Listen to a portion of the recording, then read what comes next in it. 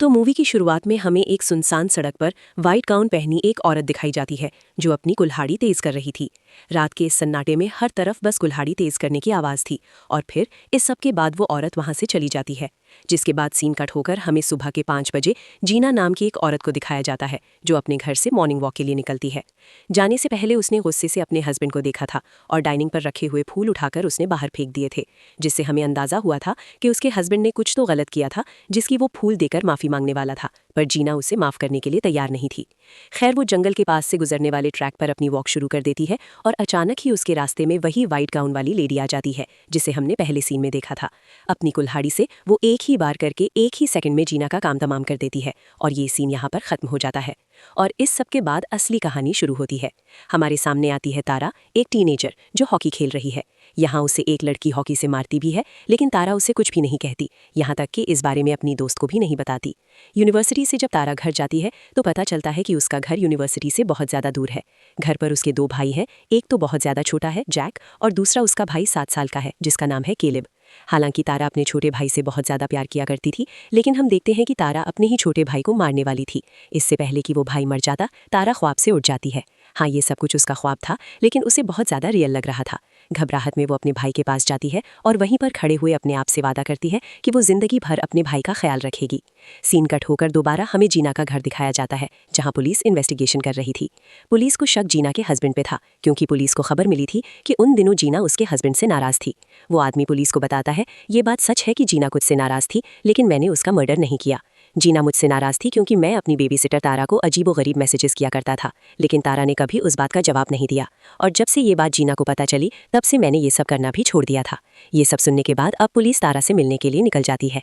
इधर जब तारा अपनी दोस्त के साथ बेबी सिटिंग के लिए जाने के लिए तैयार थी, तभी उसकी मॉम जीना के घर उसे जाने से मना कर देती है और तारा बताती है कि जीना के घर जाना तो उसने पहले से ही छोड़ दिया है। असल में जीना इनके एरिया की एक ऐसी लेडी थी जिसके पास बहुत पैसा था और वो शो ऑफ भी करती थी। उसने $1000 का एक बेबी सिटर लिया था।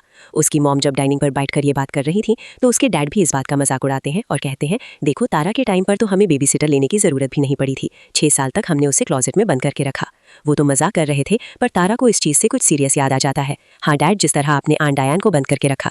ये सुनना था कि उसके डैड भी गुस्से में आ गए और ऐसे इन सब की बातों और एक्सप्रेशन से हमें पता चला कि इनकी फैमिली का हिस्सा आंट डायन भी थी, पर कोई उन्हें पसंद नहीं करता था।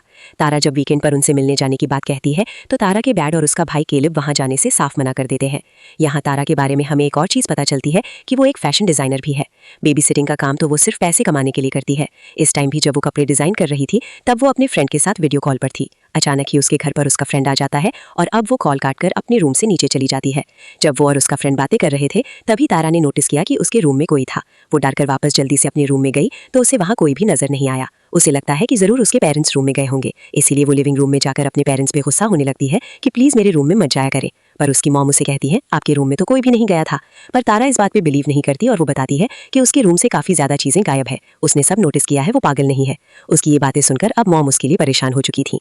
रात में सबके सो जाने के बाद उसकी मॉम उसके पास आती हैं और उसे कहती हैं, अब जो मैं तुम्हें कहने लगी हूँ वो गौर से सुनना और मेरी बात का बुरा मत मानना। आज तक हमने तुम्हें एक राज नहीं बताया और वो राज ये है कि हमारी फैमिली पर एक कर्ज है और उसी कर्ज की वजह से आज तक आंट डायन भी मेंटल हॉस्पिटल में है। तारा पूछती है, कैसा कर्ज और आंट डायन को क्या हुआ था? जिस पर उसकी मॉम बताती है कि उन्हें डिल्यूजन्स होते थे, नाइटमेयर्स आते थे, अजीबोगरीब चीज़ें दिखाई देती थीं और ये सब उनके साथ बहुत ही छोटी उम्र में शुरू हो गया था। मॉम बताती है कि उनको एक साइकोलॉजिकल इशू था जिसका उन्होंने वक्त पर इलाज नहीं करवाया और वो पूरी तरह बीमार हो गई और उन्हें मेंटल हॉस्पिटल शिफ्ट करना पड़ा। वो तारा से भी उसे जल्द ही मेडिकेशन करवाने को कहती हैं क्योंकि अब तारा को भी उत्पतांग की चीज़ें दिखाई देने लगी थी, इसीलिए मॉम परेशान हो गई थी। पर तारा को गुस्सा आ जाता है ये सुनकर और वो कहती है कि मैं पागल नहीं हूँ और गुस्से में वो अपनी मॉम को रूम से जाने को भी कह देती है। मॉम के चले जाने के बाद भी मॉम की बातें उसके दिमाग में घूम रही थी, इसीलिए वो अपने फैमिली कर्ज के बारे में सर्च करने लग जाती है और हैरानक बात ये दिखती है कि इंटरनेट पर भी उसके कर्ज के बारे में सब कुछ लिखा था। कुछ लोग उसे बाइपोलर डिसऑर्डर कह रहे थे तो कुछ लोग उसे कर्ज कह रहे थे। इस दौरान जब वो सर्च कर रही थी, उसे लैपटॉप के साए के अंदर अपनी पूरी आंखें काली दिखाई देती हैं और वो डरकर लैपटॉप बंद कर देती है और अपने काम में लग जाती है। और ये सब करने के बाद अब तारा सो जाती है। आधी रात में तारा की आंख खुली किसी के उठाने पर। उसने उठकर देखा तो उसके रूम में एक डिमोनिक एंटिटी थी। उसके बाल बहुत ज्यादा बड़े हुए थे, आंखें पूरी काली थीं और उसने व्हाइट गाउन पहना हुआ था और उसके हाथ में वो कुल्हाड़ी भी थी। ये लगभग वही लेडी लग रही थी जिसे हमने पहले सीन में देखा देखा था। वो अपना नाम लिज़ी बताती है और तारा से कहती है कि अगर तुम्हें मुझे सच नहीं लग रही तो ये पकड़ो मेरी कुल्हाड़ी और जाकर अपने भाई को मार दो। उसकी ये बातें सुनकर तारा डर गई थी, लेकिन वो ये भी जानना चाहती थी कि क्या ये सब असल है या नहीं। इसीलिए वो इस कुल्हाड़ी से अपनी टांग के ऊपर कट लगा देती है, जिसके बाद वो अपनी कटी हुई टांग लेकर ही बाहर आती है और उसे अपने मॉम डैड के कमरे से लड़ने की आवाज़ें आती हैं। लड़ते हुए वो तारा के बारे में ही बात कर रहे थे।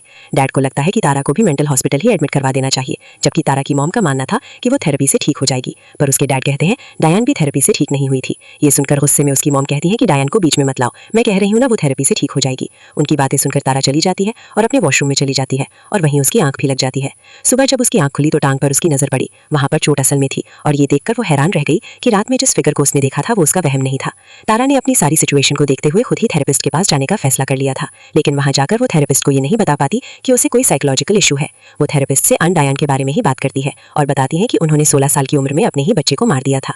थेरेपिस्ट से उन्हें पता चलता है कि आन डायन को स्किज़ोफ्रेनिया हो सकता है, जिसमें इंसान को बहुत ज्यादा गुस्सा आता है, मल्टीपल पर्सनालिटी डिसऑर्डर भी हो जाते हैं और हेल्यूसिनेशन भी होते हैं। लेकिन थेरेपिस्ट ये भी बताते हैं कि ड्रग्स और थेरेपी की मदद से स्किज़ोफ्रेनिया को ट्रीट किया जा सकता है, यानी ठीक किया जा सकता है। तारा ये सारी बातें सुनकर यहाँ से उठकर चली जाती है और इस टाइम उसके दिमाग में यही चल रहा होता है कि वो आन डायन की तरह कभी भी अपनी फैमिली को हर्ट नहीं करेगी। यहाँ से बाहर निकलते ही अब उसे लिज़ी की आवाज़ आती है और लिज़ी उसे बताती है कि जो सब तुम्हें आन डायन के बारे में पता चला है वो सब गलत है। अभी वो यही सोच रही थी कि उसके सामने वही पुलिस ऑफिसर्स आ जाते हैं जीना के मर्डर की इन्वेस्टिगेशन करने के लिए। वो उससे पूछते हैं कि जिस दिन जीना का मर्डर हुआ तो कहाँ थी। तारा उन सारी बातों के जवाब देती है और फिर ये भी बता देती है कि उसने जीना का घर आखिर छोड़ा क्यों था। जीना के हस्बैंड ने पहले उसके कॉस्ट्यूम खरीदे और फिर उसे ही मॉडलिंग के लिए अप्रोच किया, जिसके लिए वो पैसे भी अच्छे दे रहा था। जब तारा मान गई तो वो तारा से गलत बातें करने लगा और यही बात जीना को पता चल गई थी और इसी बात की वजह से तारा ने जीना का घर छोड़ दिया था। खैर अगले दिन दिखाया जाता है कि तारा की एक फ्रेंड जब जंगल के रास्ते से अपने घर आ रही होती है तो उसे अचानक रास्ते में कुछ अजीबोगरीब आवाजें आने लगती हैं। उसे पहले तो कोई दिखाई नहीं देता, पर अचानक वो व्हाइट गाउन वाली औरत अपनी कुल्हाड़ी लिए उसके सामने आ जाती है, जिसे देखते ही उस लड़की की जान निकल जाती है। वो लड़खड़ाकर वहीं पर गिर जाती है और वो औरत पहले उसकी उंगलियां काटती है अपनी कुल्हाड़ी से और फिर उसका मर्डर कर देती है। जबकि नेक्स्ट सीन में हमें तारा को अपने घर दिखाया जाता है और इस टाइम उसके साथ सूजन थी, जो तारा को कंफ्यूज देखकर पूछती है सब ठीक है। तो तारा उसे बता देती है कि नहीं सब ठीक नहीं है, मैं अपने आप पर कंट्रोल नहीं रख पाती, मुझे लगता है कि मैं अपनी फैमिली को मार दूंगी। सूजन उसकी बात पर ज्यादा ध्यान नहीं देती और कहती है ये इतना सोचने वाली बात नहीं है, हर टीनेजर को लाइफ में एक मर्तबा ऐसा लगता ही है। लेकिन तारा कहती है मेरे साथ कुछ अलग है, मुझे लगता है कि मैं सच में मार दूंगी। अब सूजन भी उसकी बात सुनकर ही सीरियस हुई थी। उसने तारा को कहा अच्छा अपनी ये बातें और सोच किसी को बताना मत। लेकिन असल में उसकी मॉम एमिली बेबी मॉनिटर के जरिए ये सब कुछ सुन रही थी और वो काफी टेंशन में आ चुकी थी। अगली सुबह इन सब लोगों ने आन डायन से मिलने के लिए जाना था, लेकिन तारा के छोटे भाई को बहुत ज्यादा फीवर हो जाता है और मॉम तारा से कहती है कि तुम अपनी फ्रेंड के साथ चली जाओ। आन डायन को पता है कि आज हम लोग उनसे मिलने आने वाले हैं और अगर हम ना गए तो वो डिसअपॉइंट हो जाएंगी। तारा सूजन को लिए आन डायन के हॉस्पिटल पहुंच जाती है, जहां आन डायन तारा को देखते ही अपने फेशियल एक्सप्रेशंस बदल देती हैं। उनका चेहरा ऐसे हो गया था जैसे अब वो तारा के लिए बहुत ज्यादा फिक्रमंद है। वो तारा से कहती हैं आज तुम में बहुत कुछ अलग है, तुम में कुछ ऐसा है जो मैंने पहले कभी नोटिस नहीं किया। वो उसे बताती हैं कि आज जो तुम्हारे चेहरे के एक्सप्रेशन है कई सालों पहले ऐसे एक्सप्रेशन मैंने अपने अंदर नोटिस किए थे। वो उसे पूछती हैं क्या तुम लिज़ी से मिली। तारा कंफ्यूज हो जाती है। तब आन डायन उनको बताती हैं हमारी फैमिली के अंदर कुछ खास चीजें हैं, हमारी फैमिली की लड़कियां एक खास उम्र में लिज़ी से मिलती हैं। वो बताती हैं कि मैं भी लिज़ी से मिली थी, इनफैक्ट एमिली को भी वो दिखाई दी थी। वो बताती हैं कि लिज़ी ने मुझसे कहा था कि मैं अपना गुनाह एमिली पर डाल सकती हूँ और ऐसे ही बातें वो सबसे करती है। डायन कहती है जरूर तुम्हारी भी सोचें बहुत ज्यादा डार्क होंगी, गलत होंगी और इसीलिए आज तुम्हारे चेहरे के एक्सप्रेशन ऐसे हैं। तारा कहती है मैं आप जैसी नहीं हूँ। तब डायन कहती है मैं भी पहले ऐसी नहीं थी, वो ईविल मुझ में कब आया मुझे नहीं पता चला, पता नहीं कब वो मुझ में आया और मैंने अपने बच्चे को मार दिया। अभी तक तारा को यही पता था कि डायन ने अपने बेटे को सफोकेट करके यानी उसका दम घोट कर मारा था, पर डायन ने बताया नहीं, मैंने उसे लिज़ी की दी हुई कुल्हाड़ी से मारा था और उस टाइम मैं होश में भी नहीं थी। जब मैं अपने होश में आई तब वो सब बुरा हो चुका था, मेरे अंदर के किसी ईविल ने यानी लिज़ी ने वो सब कुछ किया था। और डायन कहती है तारा अब तुम में भी वही ईविल बसा है, तुम्हारे अंदर भी बहुत डार्क सोचे हैं और तुम भी लिज़ी की पोजेशन में जल्द ही आ जाओगी और उसके पोजेशन के अंदर रहना हमारे खून में है। ये सब बातें सुनकर तारा को भी गुस्सा आ गया था।